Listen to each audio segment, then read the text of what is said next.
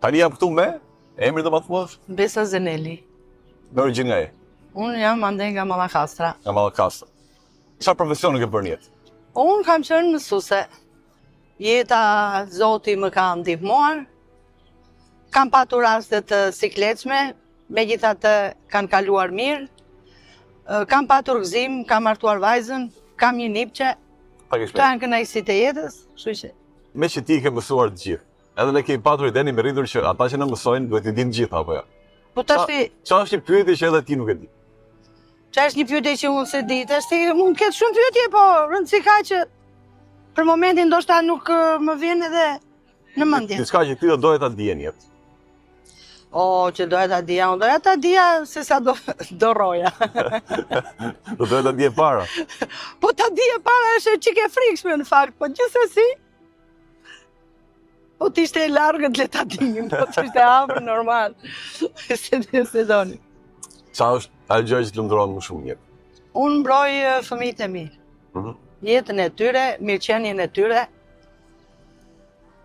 Edhe po m'jepet mundësia edhe dëshirën e kam për të afërmit e mi, normal. Se kjo është jeta. Familja të afërmit, motra, vëllezër. Po është pak, po të kishe diçka në dorë, do të thënë diçka që do të ndryshojë në botë, çfarë do ishte? Unë do ndryshoja luftë. Nuk e doja gjëkundi dhe në asnjë cep të botës. Luftën nuk e doja fare.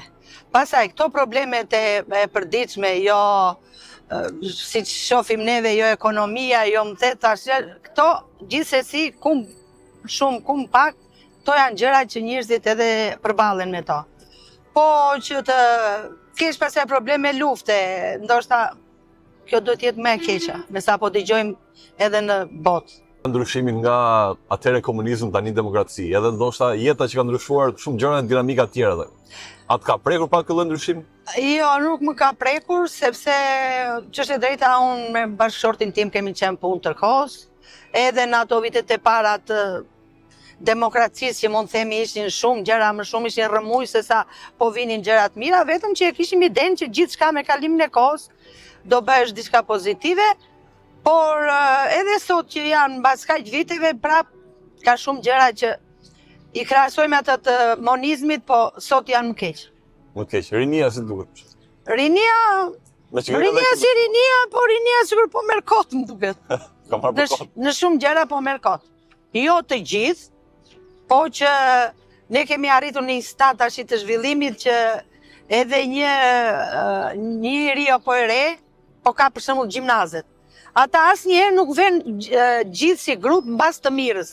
Ata i tërheq negativiteti. Ata duan gallata, duan gjëra që të mos lodhen fare. Gjithçka e duan.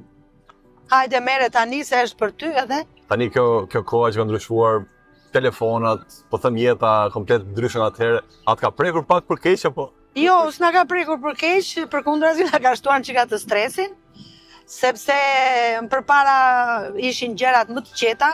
Tani nëse të largohet fëmia, për shembull unë nipi apo mbesa, fillon shqetësimi pse u vonua, pse u bë, dhe tak e merr telefon e bën, sepse mendon që çfarë mund të ndodhi, kurse në atë kohën tonë ishin gjërat, nuk ndodhte gjë. Luanim tër ditën, në darkët vinim në shtëpi, prindi nuk shqetësor se dinte se ku luanim, se me kë luanim dhe kush ishte.